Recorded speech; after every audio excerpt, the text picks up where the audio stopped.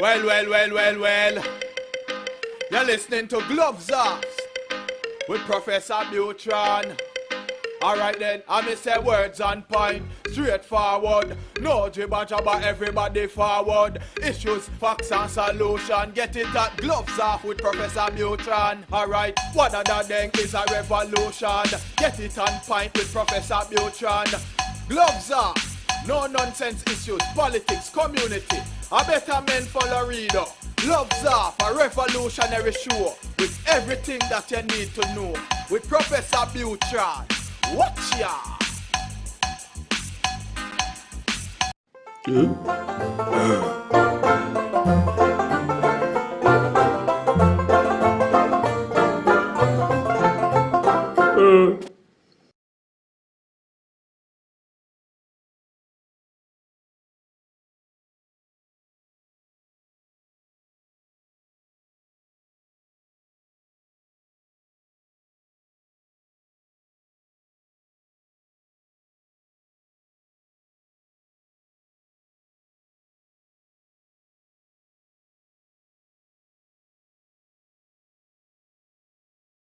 Off. I'm Professor Buitrón. I'm here with Lauren Morris, National Security Analyst. And we're going to be touching base on what's going on in Austin and who are the players in Austin, such as Antifa and Black Lives Matter, and what exactly is going on, because a lot of people are confused. So, good morning, Lauren. How are we doing today?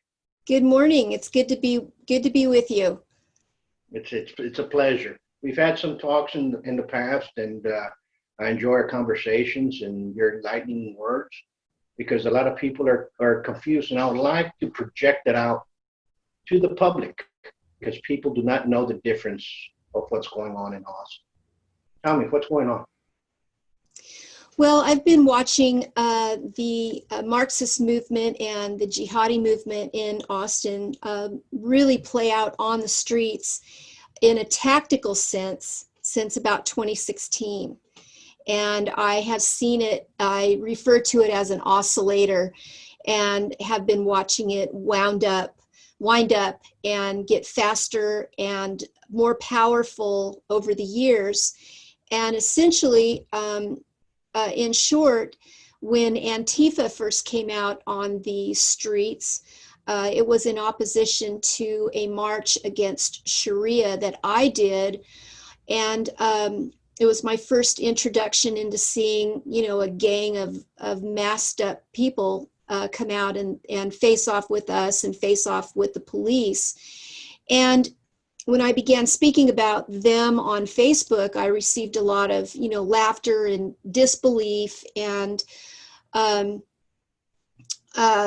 kind of thing. And so now here we are, fast forward to 2020, where Antifa has taken a center stage position in our news media and in our lives. People are much more aware of them.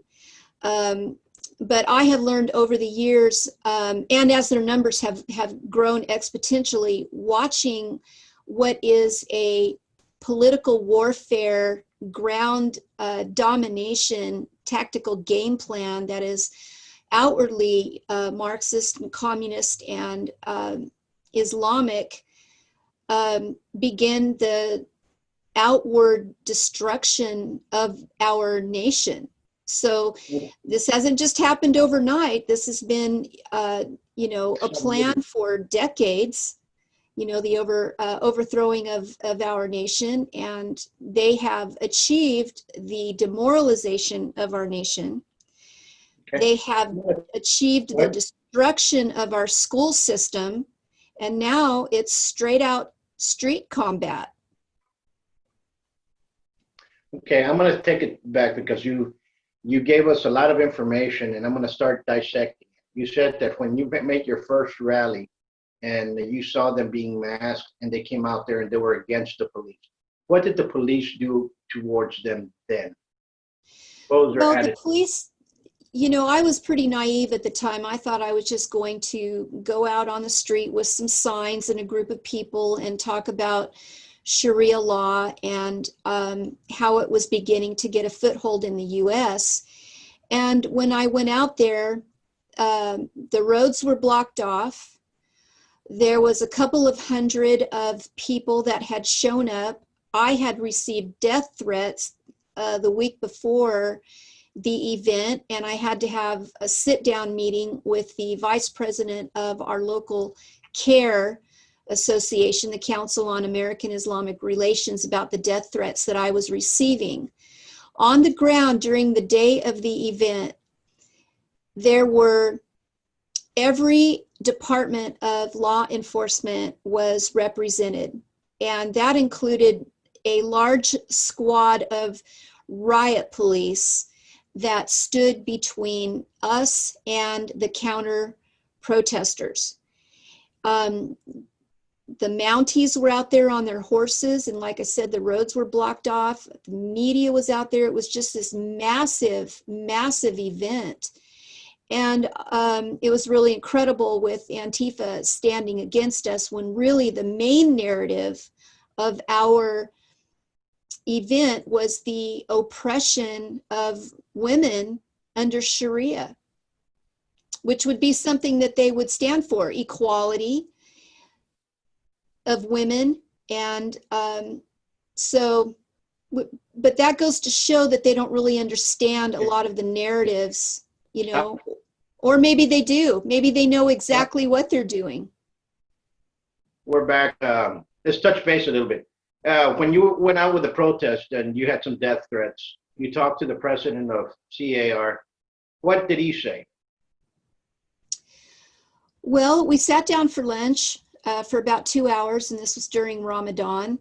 And he said that Sharia is Islam, and that it was, you know, basically that word and the fact that we're standing against Sharia is why they, you know, were going to oppose me.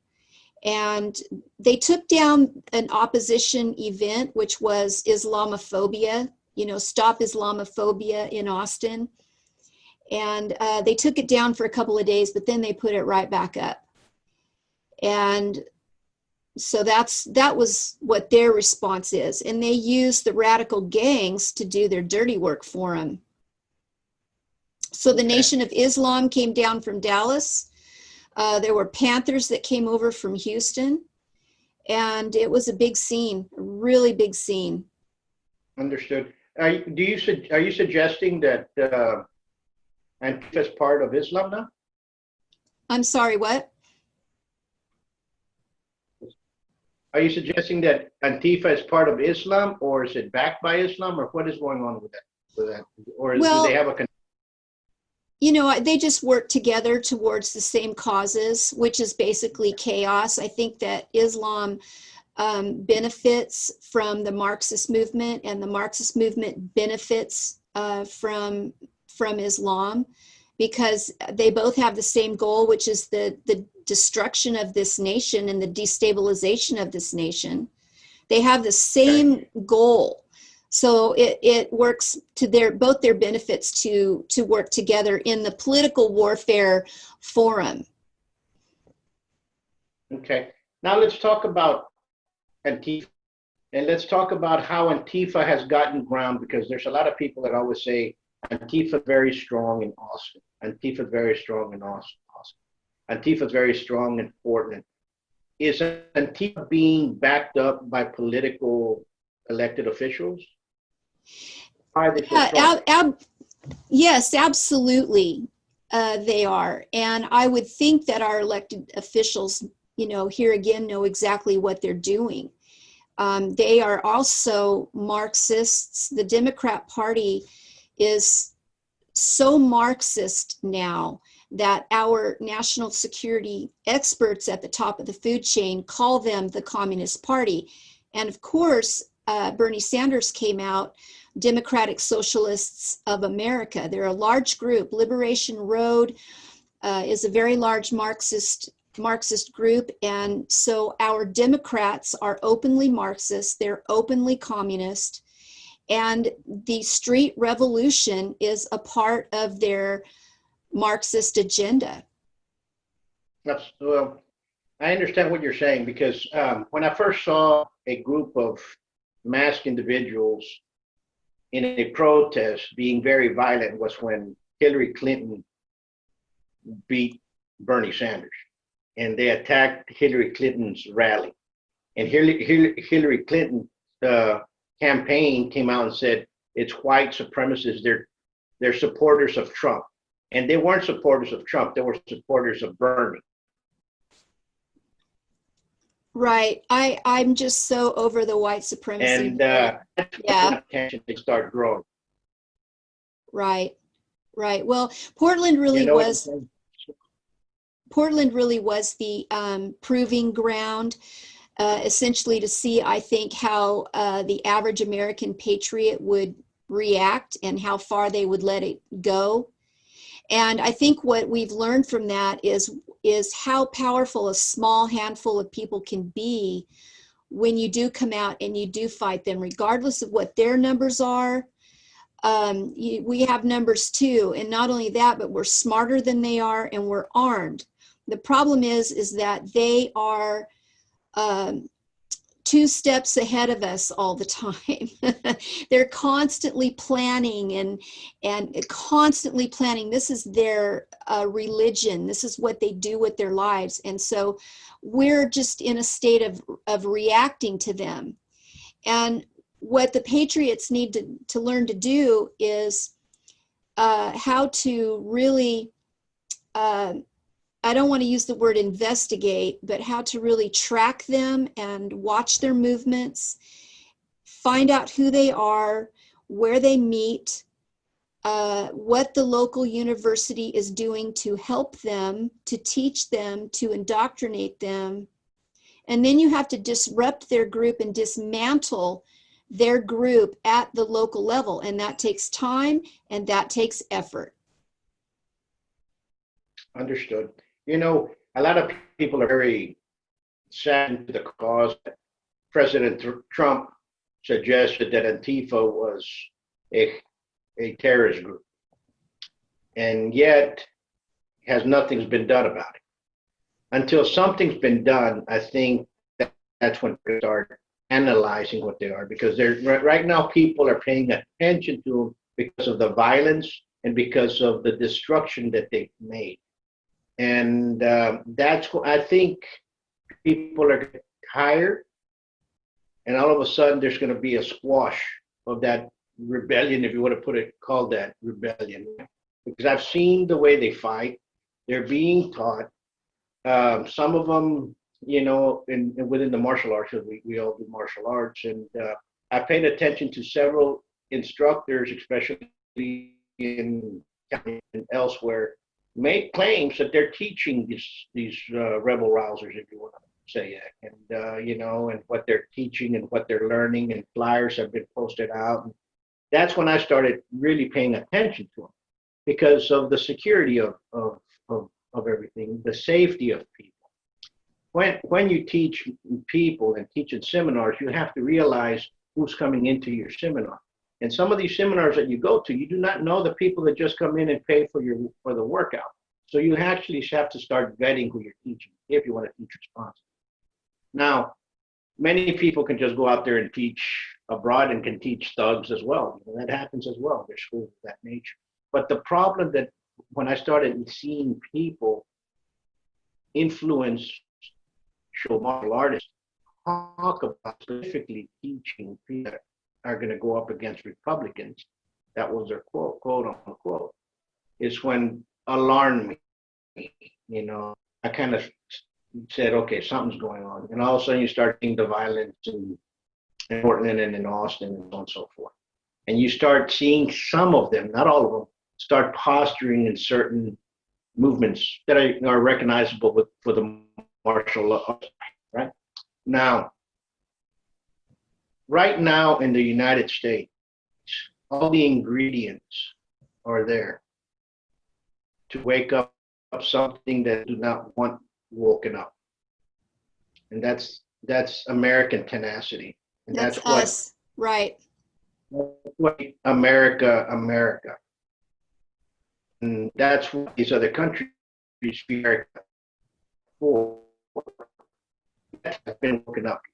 But the skill and and women that are out just basically watering and planting and doing their hobbies are now putting the paintbrushes away, putting their books down, and looking at their gun closet and saying, now it's time. Let me oil these guns. Let me sharpen this blade. Let me pull out my work boots, my tracking shoes. And it's going to be very ugly very quick. And I hate to use the word civil war because I hate for anybody to do that. But if that is pulled off, it's just going to be one big squash throughout the United States. And I think all this scam with the flu and the riots, it's just perpetrating on one thing, and that's sitting in the White House right now. And he's done everything fine for the United States. That's my, and that's what they're basically trying to stop. But you all in Austin, people out there in certain cities have to be careful with groups like this, especially threats. Right.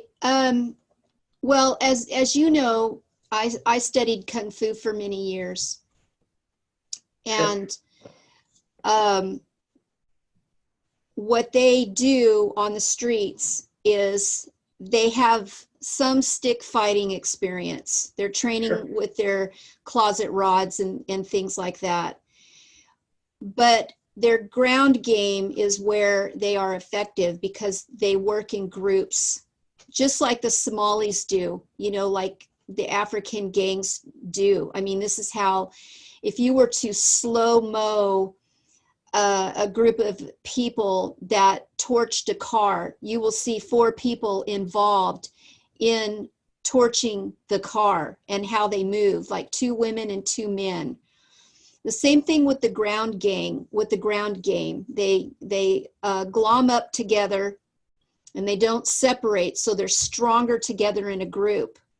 So if you decide that you are going to go out as a group of patriots and you are going to stand off against these Red Guards, you know, in particular, the Red Guards, which is what we have in Austin, you have to have a team that knows how to fight as a group, because they watch for you to separate. And once you separate, that's when the sticks come out and that's when they club you. Now, the problem is what we have seen here in Austin is there haven't been enough arrests over this physical violence, because at that point, I think the police or the city manager, whoever is in charge of it, considers it hand-to-hand combat. And, but, you know, the patriots are going to have to be, I think, and they will be better trained and more trained. You know, haven't seen anybody that I thought on their side was a good street fighter. They just don't have enough years into the game yet. They don't have the experience. Understood. Well, Lauren, what would you say? What are your predictions with the next month, especially the way things are going right now? Well, I do know that the serious players out there for our side are probably, like you said, sharpening their knives, oiling their guns, spreading the word. The silent majority is doing what the silent majority knows what they should do, and getting our houses in order and preparing for whatever is going to come next, because I can't predict on whether or not the violence is going to get worse, but why wouldn't it? I mean, it's bad in Detroit, it's bad in Chicago, it's bad in Atlanta. Why would the enemy just all of a sudden go away? Their only agenda is violence. That's the Marxist agenda. One of the Black Lives Matter leaders from Seattle said, we don't have any plans after dismantling and destruction. We have no plans. This is where the jihadis come in, because Islam does have a complete system of government. And they'll let the Marxists destroy this country, and then Islam will come in and they'll go, oh, we have a police force ready to go. Oh, we have a, city council ready to go. We have a full government ready to go. It's been around for 1400 years. Let us take over. And that's what the plan is. The Marxists will step aside unless China decides to come in. The Marxists will step aside and the Islamists will take over because they're ready to go. That's in terms of what the street gangs are. Their only agenda is to cause chaos and violence. They don't have any idea beyond that. Understood. Well, those are some good things to ponder on. And if folks are out there listening, pay attention, because this is happening right now. And this is the opinions of many. And there's a lot of views on this. And people need to understand that people have been seeing these move years. And Aaron, I want to thank you for stepping up and telling us, and continue doing what you're doing. Okay? And folks out there, you go, we've run out of time. If you want to say anything to anybody, Lauren, right now, please do so. I think that people need to really think about this, and they really do need to grab a hold of the women in their lives, because I think there's a lot of women out there that are seriously out of control, because there's just as many of them on the street as there are these young punk kids. And we need to bring the hammer, and we need to get control of the people that are around us and let them know that this thing that's happening in Seattle is not some experiment. And people need to learn to think creatively. They need to learn their enemy. They need to know their enemy. And they need to realize that we are in a very serious situation. And being peaceful right now is irrelevant, because we have a very determined enemy that wants to kill us. It is time to fight. Well, I want to thank you. And folks, you guys stay safe. And remember, a pledge a day keeps a commie away. So be safe. Till next time. Peace. Yeah. Thank you. Oh, thank you. Bye-bye. Bye-bye.